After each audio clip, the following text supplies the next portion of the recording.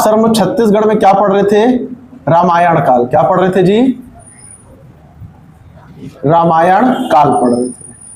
थोड़ा स्थिर होकर पढ़ेंगे, आराम से, कोई दिक्कत वाली बात नहीं है, हड़बड़ाना नहीं है अपने को, ठीक है। पिछली क्लास में मैं क्या क्या पढ़ा चुका था सर? एक तो पढ़ा चुका था कि मनेन्द्रगढ़, भरतपुर और चेरमिरी, यहां पर स्थान क्या था हमारे पास? सीतामढ़ी हरचौका। क्या था जी? सीतामढ़ी हरचौका, जहां से भगवान राम अपने वनवास के दौरान क्या किए थे? तो यहां प्रवेश किए थे। उसके बाद कहां गए सर हम लोग? तो सूरजपुर। कहां पर गए थे? तो सूरजपुर गए। सूरजपुर में सीता लेखनी पहाड़ी। सूरजपुर के बाद कहां गए थे? सरगुजा। कहां पर गए थे? सरगुजा। सरगुजा में सीता बेंगरा, लक्ष्मण बेंगरा, जोगी मारा गुफाएं थी जो कि रामायण काल से संबंधित थी।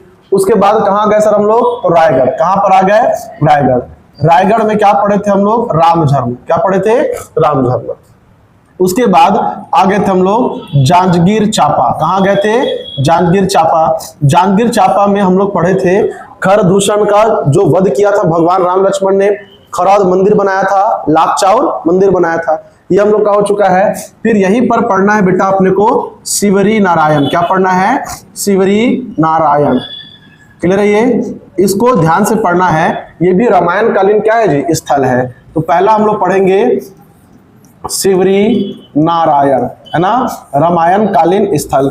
यहां पर क्या हुआ? कहा जाता है किंवदंतियों के अनुसार कि भगवान राम और लक्ष्मण ने क्या किए थे? तो सबरी के जूठे बेर खाए थे। क्या खाए थे? जूठे बेर खाए थे।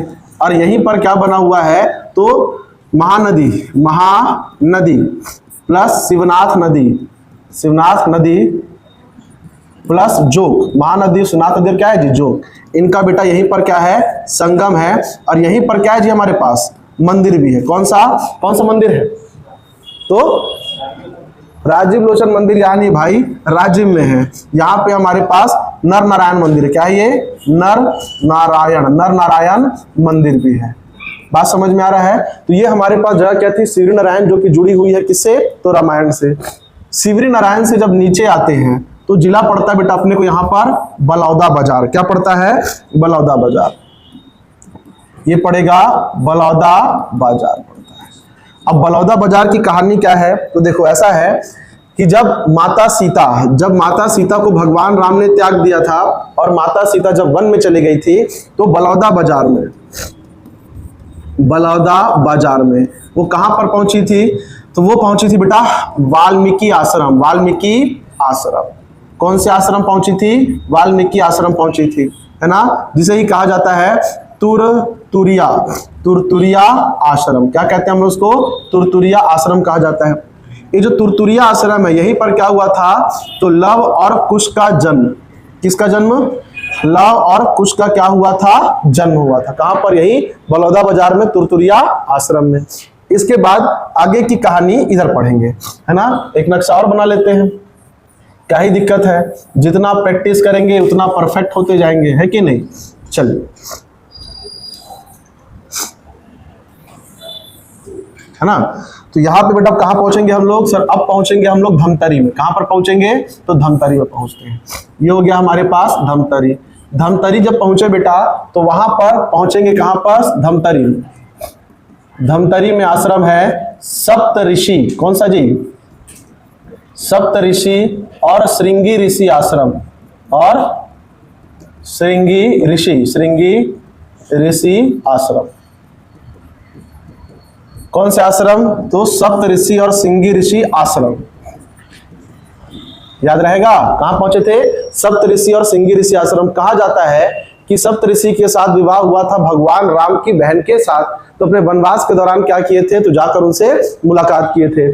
उसके बाद धमतरी के बाद कहां पहुंचे बेटा? वो कांकेर। कहां पहुंचे सर? कांकेर जिले पे पहुंचे। कांकेर में हमारे पास जो अगला है वो है कांकेर। कांकेर में वर्णन है किसका? तो पंचवटी का। किसका? पंचवटी का वर्णन है, जहां पर रावण द्वारा माता सीता माता सीता के हरण, हरण के क्या है तो प्रमाण है, क्या है माता सीता के हरण के प्रमाण है। अब देखो पंचवटी नाम की जो कुटिया है सर, उसके लिए क्लेम मध्य प्रदेश में भी होता है, पंचवटी के क्लेम महाराष्ट्र में भी होता है, और पंचवटी के लिए क्लेम कहां पर होता है छत्तीसगढ़ में भी होता है। बात समझ में आ रही है। तो क्लेम अलग चीज है, किंवदंतियों के अनुसार मान्यता अलग होती है, और ग्रंथों के अनुसार जो स्थान बताया गया है वो अलग चीजें है, बिल्कुल क्या है तीनों अलग अलग चीजें हैं।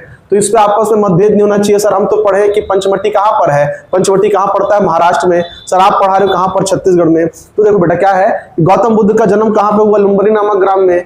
भारत बोलता है सर कि जिस समय उसका जन्म हुआ तो लुम्बनी नामक ग्राम किसका था, तो भारत का था, हिस्सा था, मगध साम्राज्य का हिस्सा था। बाद में क्या बोलता है, नेपाल नहीं, आज तो हमारा है। चाइना क्लेम करता है ना तो भारत में पैदा हुए ना नेपाल में पैदा हुए, कहां पैदा हुए हैं तो वो चीन में पैदा हुए हैं। सब क्या करते हैं अपने अपने तरफ चीजों को खींचते हैं, उतना परेशान नहीं होना, क्योंकि हम छत्तीसगढ़ जीके पढ़ रहे हैं। तो सर हमारे पास कंटेंट यही है कि पंचवटी कुटिया के प्रमाण हमारी किंवदंती और हमारे गाथाओं के अनुसार कहां मिलता है, तो कांकेर में मिलता है। तो हम कहां पढ़ेंगे उसको, कांकेर में ही पढ़ेंगे। आगे जाएंगे सर हमारे पास कहां पर पहुंचेंगे, बस्तर। तो बस्तर को बेटा पहले कहा जाता था दंडकारण्य, क्या कहते थे उसको, दंडकारण्य कहा जाता था। इसे ही कहा जाता था दंडक वन, क्या कहते थे, दंडक वन। रामायण में जो है ना बेटा, जैसे कि महाभारत है सर, तो उसमें क्या हुआ है ना, वो महाकाव्य, रामायण भी क्या है तो महाकाव्य, बड़ा लिटरेचर। तो ऐसे महाकाव्यों क्या किया जाता है, एक तो खंड में बांट देते हैं, ठीक है, एक तो पर्व में बांट देते हैं। जैसे हमारे पास महाभारत में जाओगे तो उसमें 18 खंड है, और उसके खंडों को बांटा गया किसमें, पर्व में, भीष्म पर्व, अर्जुन पर्व, कृष्ण पर्व, गीता पर्व, ऐसे करके बांटा गया है। उसी प्रकार रामायण को बांटा गया है किसमें, कांड में। कांड का मतलब ये नहीं होता है किसी गलती कर देना, कांड मतलब सर एक कृत्य हुआ फिर आगे बढ़ गए। जैसे हनुमान भगवान के बारे में बात किसमें होती है, सुंदर कांड में, है ना, कि हनुमान भगवान को शक्तियां याद दिलाई गई तो राम लंका गए, वहां पर जला वला कर आए। तो ये बात किसमें होती है, सुंदर कांड में होती है। वैसे रामायण में जब भगवान राम वन में गए तो उनके वन वाले जो हिस्से को कहा जाता है अरण्य कांड, क्या बोलते हैं उसको, अरण्य कांड कहा जाता है। तो जो अरण्य कांड में किसका वन है बेटा, वर्णन है, तो पूरा का पूरा दंडकारण्य का। रामायण के अरण्य, अरण्य का मतलब ही क्या होता है जी, जंगल होता है। अरण्य कांड में वर्णन है, किसका वर्णन है भाई, तो दंडक वन का और दंडकारण्य का। इन सभी जगहों से होते हुए जो भगवान राम है अंतिम कहां से, तो सुकमा जिले से। कहां पर, सुकमा में क्या हुए, भगवान राम के अंतिम चरण पड़े। तो सुकमा में भगवान राम के क्या हुए, तो अंतिम चरण पड़े, अंतिम चरण पड़े। और उस जगह क्या बोला गया, तो उसे कहा गया, उसे रामा राम, क्या कहते हैं, रामा राम कहते हैं। यहां से क्या हुए, वो लोग छत्तीसगढ़ से बाहर निकल गए। यहां से क्या हुआ, छत्तीसगढ़ से वो लोग बाहर निकल गए। तो इसे कहा गया बेटा, इस एरिया को रामा राम। और जहां से एंटर किए थे उसका नाम क्या था, सीतामढ़ी हर चौका। तो एंटर करेंगे छत्तीसगढ़ में माता सीता के नाम से, और निकल जाएंगे किसके नाम से, तो राम के नाम से। एरिया का नाम क्या था जी, रामा राम। बात समझ में आ रही है। अब ये जो पूरा का पूरा जो पाथ था, हम लोग देखें भारत सरकार ने क्या किया कि भगवान राम जब वनवास के दौरान निकले तो जिस जिस जगह पर रुके उन सभी जगहों को मार्क किया, और मार्क करके उस पूरे रास्ते को एक क्या दिया, रोड बनाने की तैयारी की। उस पूरी योजना का नाम दिया गया राम वनगमन पथ। क्या नाम दिया गया, राम वनगमन पथ दिया गया। सर 2260 किलोमीटर लंबा है ये पूरा, मतलब अपने वनवास के दौरान जो भी चीजें हैं जो कि पूरा प्रमाणित है कि हाँ यहाँ पर रुके हैं, उसको राम वनगमन पथ में शामिल किया गया है। और जहां पे सर किंवदंतियां हैं, जहां पे रुकने के प्रमाण नहीं दिखते हैं, तो उन जगहों को चिन्हित किया, लोग जाते हैं, पूजा करते हैं, उनकी आस्था अलग बात है, लेकिन उस जगहों पर उस विकास करने का कोई भी वहां पर परिप्रेक्ष्य नहीं रखा गया है। बात समझ में आ रही है। तो पूरे भारत में क्या किया गया बेटा, भगवान राम जब क्या करते हैं, अयोध्या से निकलते हैं, भगवान राम जब अयोध्या से निकलते हैं, अयोध्या से निकलकर पूरा होते हुए कहां जाते हैं, दक्षिण में रामेश्वरम। आखिर रावण से युद्ध करने जाते हैं ना जी, रामेश्वरम में तपस्या भी करते हैं। इत्तेफाक की बात है कि जब वो पूजा कर रहे थे तो बेटा मैदान के किनारे में, नदी समुद्र के किनारे में कोई ब्राह्मण नहीं मिला था, शिव जी की पूजा करनी थी, तो ब्राह्मण बुलाया गया। तो पूजा करने के जो ब्राह्मण आया था ना, स्वयं रावण था। तो भगवान राम तपस्या कर रहे हैं युद्ध के लिए कि मुझे समुद्र क्या करना है, पार करना है, रावण का वध करना है। और पूजा किसकी हो रही है, भगवान शिव की हो रही है। ब्राह्मण मिला नहीं, समुद्र किनारे कौन होगा, ये बात पता चली किसको, रावण को। तो कहा जाता है अपनी अपनी, क्योंकि बेटा एक अकेली रामायण नहीं है, वाल्मीकि रामायण है, तुलसीदास रामायण है, तेलुगु रामायण है, तमिल रामायण है, मलयाली रामायण है, कई प्रकार के रामायण का वर्णन है। तो कुछ कुछ रामायण वर्णन किया गया है कि भगवान शिव की पूजा करने का सौभाग्य वो भी कब, जब उस यज्ञ का आयोजन कौन किया हो, स्वयं विष्णु कर रहे हैं, तो उसमें ब्राह्मण बनने का सौभाग्य रावण कैसे चूक सकता था। तो ठीक है, लड़ाई झगड़ा अपनी जगह पर, पूजा करने कौन आया था, तो रावण आया था। अब ये मुख्य धारा की रामायण में है कि नहीं, लेकिन कई रामायण में इसका वर्णन हुआ है। तो यहां पर आकर पूजा कौन किया था, तो रावण किया था। किसके लिए, भगवान राम के लिए। उसका कार्यक्रम तो वहीं सेट हो गया था रावण का, है कि नहीं, बात समझ में आ रही है। तो ये रामाश्रम है। अब इसे ही कहा गया बेटा राम वन गमन पथ। क्या बोला गया इसको, राम वन गमन पथ, मतलब राम भगवान जब वन में गए तो कौन कौन से पाथ को फॉलो करते हुए पूरा दक्षिण तक पहुंचे थे। इसकी कुल लंबाई कितनी है सर, तो 2260 किलोमीटर क्या रखी गई है, इसकी कुल लंबाई रखी गई है। तो अभी हमको पूरे भारत को नहीं पढ़ना है, क्या पढ़ना है, तो छत्तीसगढ़ में, छत्तीसगढ़ के अंदर कितने पॉइंट को चिन्हित किया गया, कितने को डेवलप किया जा रहा है, उसके बारे में पढ़ना है। ठीक है, तो राम वन गमन पथ पढ़ लेते हैं। राम वन गमन पथ, राम वन गमन पथ पढ़ेंगे। टोटल जो है सर ये 2260 किलोमीटर क्या है, ये लंबा है। क्या जी, राम वन गमन पथ। इसको डेवलप करने के लिए 37.5 करोड़ रुपए क्या हुए हैं, स्वीकृत हुए हैं।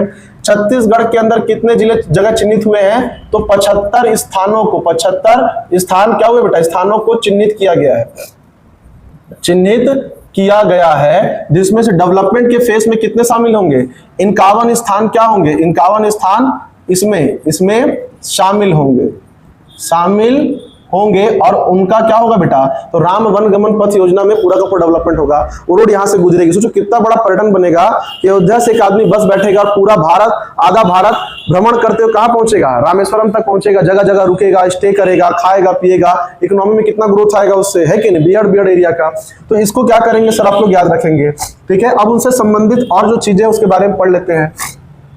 भगवान राम जी के बाद जो हुआ, दक्षिण जो छत्तीसगढ़ था उसे दक्षिण कोसल कहा जाता था। दक्षिण कोसल का जो राज्य है वो किसको मिला, वो ज्येष्ठ पुत्र का नाम क्या था जी, कुश को मिला।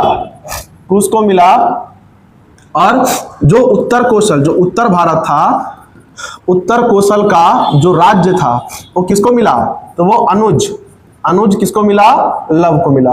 अब इसके लिए भी कंट्रोवर्सी हो जाएगी। कई किताबों में सर लव को बड़ा बताया गया है और कुछ क्या बताया गया, छोटा बताया गया है। अब वाल्मीकि रामायण उठाना, मेन सोर्स क्या है, वाल्मीकि रामायण में संस्कृत में लिखा हुआ है कुशई लवऊ। क्या लिखा हुआ है, कुशई लवऊ। इसका मतलब पहले कुश और बाद में क्या हुए हैं, लव हुए। वो तो हमको बोलने में लव कुश बोलने में क्या लगता है, अच्छा लगता है, पर एक्चुअल में वो है क्या बेटा, कुशई लवऊ लिखा हुआ है। इसका मतलब पहले लव हुए हैं और कुशई लव, पहले कुश हुए हैं, बाद में क्या हुए हैं, लव हुए हैं। एक्चुअल में दोनों जुड़वा है, दोनों क्या है, जुड़वा है। लेकिन सर वही पैदा होने का मिनट और सेकंड का क्या है जी, अंतर है। तो पहले पैदा कौन हुए, कुश। आप इसके प्रमाण जाकर वाल्मीकि रामायण में चेक कर सकते हो। इंटरनेट में भी चेक करोगे ना, 5 वेबसाइट निकालोगे, 3 बताएगा लव बड़ा है कुश छोटा है, 2 बताएंगे कि कुश बड़े हैं और क्या है, लव छोटे हैं। दोनों प्रकार के कंटेंट आपको मिलेंगे। मैं वाल्मीकि रामायण के रेफरेंस से आपको बता रहा हूं। ठीक है, अब नीचे का राज्य मिला किसको, अनुज कुश को मिला। अगर पूछते हैं सर कि इसमें जो सबसे मेन जगह क्या है रामायण काल से, तो रामायण काल क्या सबसे मुख्य स्थान क्या है भाई, तो छत्तीसगढ़ में वो है बेटा रायपुर का चंद्रखुरी। क्या है, चंद्रखुरी। एक दुर्ग में भी चंद्रखुरी है, वो दूसरा है ना, कौन सा जी, रायपुर का चंद्रखुरी। यहां पर क्या है जी, तो माता कौशल्या का मंदिर है जिसमें भगवान राम जो है वो बाल रूप में, किस रूप में है, बाल रूप में विराजमान है। और यहीं पर क्या बनी है, तो 51 फीट की भगवान राम की क्या है जी, क्या है, भगवान राम की मूर्ति है। तो ये हमारे पास कंटेंट किससे हुआ बेटा, रामायण काल से। जिस प्रकार से रामायण काल है, रामायण के बाद क्या हुआ जी, तो महाभारत हुआ। रामायण कब हुआ, त्रेता में, और महाभारत कब हुआ, द्वापर में। अच्छा बताओ, द्वापर पहले आया कि त्रेता पहले आई, त्रेता कि द्वापर, 2 मतलब द्वापर, 3 मतलब त्रेता। अरे नहीं भाई, पहले त्रेता आया है, फिर क्या आया है, द्वापर आया। इसको संख्या से बिल्कुल ना जोड़े, पहले सतयुग है, फिर त्रेता है, फिर द्वापर है, उसके बाद क्या है, कलयुग है। तो अभी क्या चल रहा है, कलयुग चल रहा है कि नहीं? और कलयुग का कौन सा चरम चल रहा है?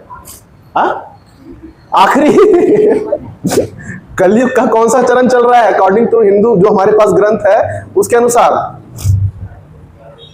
कभी पूजा पाठ में बैठे हो, ब्राह्मण लोग कभी संकल्प कराते सुने हो कि पूजा में बैठते साथ नींद आना शुरू हो जाता है? कभी सुने हैं जी? वो लोग बोलते हैं कलियुगे प्रथम चरणे। अभी कौन चरण में हो आप लोग? प्रथम चरण में हो, मध्य चरण में भी नहीं पहुंचे हैं। चरण कौन सा है अभी? प्रथम चरण है। तो अभी सब कुछ क्या है? द्वापर त्रेता जैसा है। लोग इस समय क्या करेंगे? भगवान की पूजा पाठ करेंगे, मांस मदिरा खाएंगे, दुर्विचार करेंगे, परंतु पूजा पाठ करेंगे। मध्य चरण में क्या हो जाएगा कि भगवान को ऐसे करके दूर से ही भगवान सबको प्रणाम एक साथ करके निकल जाओगे। और अंतिम चरण में क्या है? तो खेल ही खत्म हो जाएगा। बात समझ में आ रही है? गर्मी बहुत ज्यादा बढ़ जाएगी, ये अपनी अपनी ग्रंथों के अनुसार है और बढ़नी है। जितना एसी, गाड़ी, कूलर, टीवी चला रहे हो, इस बार गर्मी झेलोगे, समझ में आ ही गया होगा कि गर्मी तो बढ़नी है। और गर्मी ऑटोमेटिक नहीं बढ़ेगी, हमारे कर्मों के कारण बढ़ेगी भाई। तो गर्मी तो बढ़ना है और सबका सर प्रेडिक्शन भी है कि दुनिया का जो खात्मा हुआ किस कारण से होगा? सोलर बूम आएगा, सूरज हमारा क्या हो जाएगा? एक विशाल दानव बन जाएगा, पृथ्वी नजदीक आएगा, पृथ्वी जल खत्म होगी, लेकिन हमसे पहले ही खत्म हो जाएंगे। ग्लोबल वार्मिंग कर करके दुनिया को इतना गर्म कर देंगे कि हमारा क्या हो जाएगा? सर्वनाश होना तय है। बात समझ में आ रही है? क्या डरो मत, हम लोग पहले चरण में क्या हो जाएंगे? निपट जाएंगे। तड़प तड़प के मरने वाला मसला हमारे साथ नहीं होगा। अपना काम धाम निपटाओ, जिंदगी को भरपूर जियो, भविष्य में क्या होगा टेंशन लेने की आवश्यकता नहीं है। जो आएगा वो झेले, अपने क्या करना है कि नहीं। चलो सर देखो ना, आज हम लोग कितने अच्छे भारत में पैदा लिए हुए हैं। हम लोग उस समय पैदा नहीं लिए कि 1945 से 46 का समय था, सेकंड वर्ल्ड वॉर में चल रहा था। जबरदस्ती क्या हो जा रहा है जी? वर्ल्ड वॉर में ढकेल दे रहे हैं। अच्छी दवाइयां नहीं, अच्छा स्कूल नहीं है, कुछ हमारे पास हमारा कोई मौलिक अधिकार नहीं है। भारत आजाद हो गया, बंटवारा हो गया, घर द्वार छोड़ के। ऐसी कोई परिस्थिति अभी आई क्या हमारे पास? कोई नहीं आई है। तो एकदम बोलते ना सर कि हमारे पीढ़ियों की जो मेहनत थी, कुर्बानियां थी, त्याग थी, वो सब पे बैठ के हम लोग खोवा खाने काम कर रहे हैं। और उसमें भी क्या करते हैं? तो आत्महत्या कर लेते हैं। अरे भाई कुछ नहीं झेल रहे हो आप, स्ट्रेस के नाम पे कुछ नहीं झेल रहे हो। जबरदस्ती का स्ट्रेस हो रहा है आप लोग को। नहीं हो रहा है कोई दिक्कत नहीं, फिर भी अच्छे तरीके से हो। जो हमारे पूर्वज जेल और जी के गए ना, उससे बहुत अच्छे तरीके से हम लोग। चलो आगे आते हैं सर हम लोग कहां पर? तो आएंगे अब महाभारत काल। देखो बेटा, महाभारत काल में जो है वो छत्तीसगढ़ से ज्यादा कोई साक्ष्य नहीं मिलता है। क्योंकि महाभारत काल देखो, छत्तीसगढ़ में रामायण काल के बहुत सारे साक्ष्य क्यों मिले? पहली बात तो भगवान राम की माता कौशल्या का जन्म ही कहां हो गया? छत्तीसगढ़ में। आज के छत्तीसगढ़ में, पहले छत्तीसगढ़ थोड़ी था जी। बात समझ में आ रहा है? और उसके बाद भगवान राम, चलो माता कौशल्या का जन्म हुआ वहां तक ठीक। भगवान राम के बेटे थे कौशल कुश, उनको क्या मिला? तो छत्तीसगढ़ साम्राज्य मिल गया दक्षिण कौशल का, तो जानकारी मिली। अगर भगवान राम वनवास के लिए नहीं निकलते तो जो एलिमेंट लिखते क्या हम लोग? कोई जरूरत नहीं था। तो भाई ऐसा हुआ कि महाभारत काल में फोकस जो है अयोध्या से दक्षिण कौशल और उत्तर कौशल से निकलकर कहां जा चुका था? वो जा चुका था इंद्रप्रस्थ। कहां पर? तो उत्तर में। पूरा भारत के उत्तर में सारा कार्यक्रम हो रहा था। तो छत्तीसगढ़ जैसा कोई राज्य एग्जिस्ट करना और उसका इतना ज्यादा प्रभाव होना महाभारत काल में संभव नहीं था। तो महाभारत काल में कंटेंट तो मिलेंगे सर, पर बहुत क्या मिलेंगे? कम मिलेंगे। क्या मिलेंगे? बहुत कम मिलेंगे। तो महाभारत काल में छत्तीसगढ़ को क्या कहा जाता था? इसे कहते थे प्राक कौशल। क्या कहते थे? प्राक कौशल। और बस्तर को क्या कहते थे जी? कांतार। क्या कहते थे? बस्तर को कहा जाता था कांतार। याद रहेगा? रामायण काल में था दक्षिण कौशल, महाभारत काल में क्या हो गया? वो प्राक कौशल। और उसके बाद बस्तर को क्या कहा जाता था बेटा? महाभारत काल में कांतार कहा जाता था। महाभारत काल के भीष्म पर्व में क्या हुआ है? तो नर्मदा नदी का क्या मिलता है जी? वर्णन मिलता है। ठीक, कुछ जो चीजें हैं वो महाभारत काल से क्या होंगी? देखने को मिलेंगी। तो उन स्थानों के नाम लिखेंगे और उन स्थानों का क्या क्या संबंध था उससे लिखेंगे। क्या लिखा जी? भीष्म पर्व में नर्मदा लिखा हूं। किसका? महानदी का। महानदी का क्या मिलता है? वर्णन मिलता है। और इसे क्या कहा गया उसमें? चित्रोत्पल्ला। महानदी क्या बोला गया बेटा? इसे कहा गया है चित्रोत्पल्ला। महानदी को कहा गया चित्रोत्पल्ला। बस ये एक साक्ष्य मिलता है। उसके बाद बहुत सारे स्थान हैं और उन स्थानों के नाम क्या होते हैं तो अपने को देखने को मिलते हैं। बात समझ में आ रही है? चलिए थोड़ा देख लेते हैं उसके बारे में भी, है ना। तो स्थान कौन कौन से ध्यान दीजिएगा। सबसे पहला क्या है सर हमारे पास? आरंग। कौन सा रहेगा? आरंग। आरंग में क्या क्या दिया गया है तो ध्यान सुनना। यहाँ के राजा मोर ध्वज और उनके पुत्र नाम क्या था उनका? ताम्रध्वज। मोर ध्वज और ताम्रध्वज की क्या दिया गया है? इसकी गाथा का क्या किया गया है? वर्णन किया गया है। हुआ कुछ नहीं, पूरा महाभारत खत्म हो गया। महाभारत खत्म होने के बाद अर्जुन को हो गया घमंड, भगवान कृष्ण के पास गए, क्योंकि भगवान कृष्ण का दशावतार वाला रूप देख चुके थे पूरा, है कि नहीं? तो बोला कि माधव, इस दुनिया में ना आपसे, मेरे से बड़ा आपका कोई भक्त वक्त नहीं है। तो माधव उसको बोले, देख ऐसा है, आदमी को हवा में नहीं उड़ना चाहिए। एक और है जो क्या है, तेरे से बड़ा भक्त है और वो मेरे लिए कुछ भी कर सकता है, एक जबान पे कुछ भी कर सकता है। तो बोलता नहीं नहीं माधव, ऐसा मान ही नहीं सकता। चलो ठीक है, फिर परीक्षा लेकर आते हैं, टेस्ट करके आते हैं। तो भगवान कृष्ण स्वयं क्या बने? एक साधु बने और अर्जुन को बना दिया एक शेर, और पहुंच गए कहां पर? आरंग में। आरंग में उस समय राजा कौन थे? राजा थे मोरध्वज। कौन थे जी? मोरध्वज राजा थे। तो मोरध्वज राजा के पास गए, बोले कि भाई हमको भिक्षाम दो। तो राजा बोले ठीक है, बोलो क्या चाहिए करके। बोले मेरा तो खाना भाई जो थोड़ा सा चावल से भर जाएगा, मेरे शेर से पूछ ले क्या खाना है करके। तो राजा ही बोल दिया ताव ताव में, फिर आपका शेर जिस चीज का मांस बोलेगा मैं उस चीज का क्या करूंगा? मांस खिलाऊंगा, बोल तेरे को क्या खाना है करके। तो राजा जो शेर था वो अर्जुन था। बोला ऐसा है राजन कि आपका जो बेटा कोने में बैठा है ना, वही सबसे टेस्टी लग रहा है मेरे को। अर्थात किसको खाना है? मेरे को ताम्रध्वज को खाना है। तो राजा बोलता है यार तो बड़ा मसला कर रहा है तू। बोलता नहीं नहीं खाना तो वही है करके। राजा उसको भी तैयार हो गया, चलो ठीक है करके, और ताम्रध्वज भी तैयार हो गया। बोला कि हाँ भाई मैं अपने पिता का वचन दे दिया, झूठे जाने नहीं दूंगा, मैं खाने को तैयार हूं, तू खा ले। उसमें भी जो साधु था बोलता है नहीं नहीं हम लोग ऐसे नहीं खाते हैं, अगर कोई किसी चीज को मारे और किसी को दुख हो जाए तो दुख वाला खाना हम लोग नहीं खाते, पेट पिराता है। तो कैसे खाओगे? तो भैया तुम दोनों पति पत्नी अर्थात मोरध्वज और उनकी बीवी दोनों मिलकर अपने बेटे को पहले क्या करोगे? आरे से काटोगे और काट के पीस पीस ला के मेरे को देना। याद रहे काटते वक्त रोना नहीं, क्योंकि अगर रो लिए भैया फिर मैं नहीं खाऊंगा इसको। तो फिर क्या हुआ? आरंग जो जगह है उसका नाम आरंग क्यों पड़ा? कि वहां पर गए, जाने के बाद आरे से काटा गया अंग किसका? तो मोरध्वज किसका? ताम्रध्वज का, उसकी पत्नी के द्वारा और मोरध्वज के द्वारा। तो उसी समय जब काटना शुरू किया गया तो भगवान कृष्ण अपने रूप में आ गए और जो शेर था अर्जुन के रूप में आ गया। तो उस एरिया का नाम इसीलिए क्या पड़ा? आरंग। आरे से काटा गया अंग, इसलिए एरिया का नाम क्या पड़ा? आरंग पड़ा। बाद में दोनों को जीवित कर दिया और टेंशन लेने की जरूरत नहीं है। अर्जुन का मुंह छोटा सा रह गया। देखा तू इतना कर सकता था मेरे लिए, तू नहीं कर सकता था। तो उड़ना नहीं, क्योंकि मेरे एक से एक भक्त पड़े हुए हैं इस दुनिया में। तो ये कहानी थी बेटा किसके लिए? आरंग के लिए। ठीक है, आरंग को सर मंदिरों की नगरी भी कहा जाता है। मंदिरों की क्या कहते हैं बेटा? इसको मंदिरों की नगरी भी कहा जाता है। आरंग के बाद हम लोग कहां पर आते हैं सर? तो आते हैं सिरपुर में। कहां पर आते हैं? सिरपुर। सिरपुर को क्या कहा जाता था जी? चित्रांगपुर। चित्रांगपुर कहा जाता था। ये जो चित्रांगपुर था ना बेटा, ये रामायण काल से संबंधित अर्जुन के पुत्र नाम क्या था उसका? बब्रुवाहन। बब्रुवाहन की क्या थी? राजधानी थी। क्या थी? राजधानी थी। ठीक है, यहीं पर बेटा एक जगह हमारे पास शक्ति में एक जगह हमारे पास है गुंजी। गुंजी में क्या है? तो गुंजी में क्या है जी? दमाऊ दरहा। क्या है? दमाऊ दरहा। इसका संबंध भी किससे है? तो महाभारत से है। एक हमारे पास है बेटा खल्लारी, नाम सुने होंगे। उसका पुराना नाम था खल्लवाटिका। उसका पुराना नाम क्या था? खल्लवाटिका। लाछागृह कहां था? लाछागृह कहां है जी? नहीं दिया हुआ किताबों में? खल्लारी में। लाछागृह क्या था सुने हो? महाभारत में ना अर्जुन उसकी पूरी फैमिली क्या होता है कि कौरव लोग एक तो वहां रुकवा देते हैं महल में कि आप लोग क्या करना, यहीं पर रुकना और सवेरे क्या करना, आगे प्रस्थान करना। तो जिस घर में वो रुकते हैं ना, उस पूरे घर को क्या बनाया होता है? लाख का बनाया हुआ होता है, जली हुई लकड़ियों का बनाया हुआ होता है, ताकि उस घर को जब बंद करें तो क्या हो? आग मारे और पूरा का पूरा क्या हो जाए? इनका फैमिली जलकर खत्म हो जाता है। पर यह बात पांडवों को पता चल जाती है, तो वो लोग क्या करते हैं? अंदर ही अंदर सुरंग खोदकर क्या होते हैं? लाछागृह से बाहर निकल जाते हैं और पूरे घर को आग लगा दिया जाता है। तो सबको ऐसा लगता है कि सबके सब पांडव क्या हो गए? मर गए। ये जो घटना हुई थी ये कहां पर हुई थी बेटा? खल्लारी में। इसी कहा जाता था खल्लवाटिका। यहां पर क्या क्या है जी?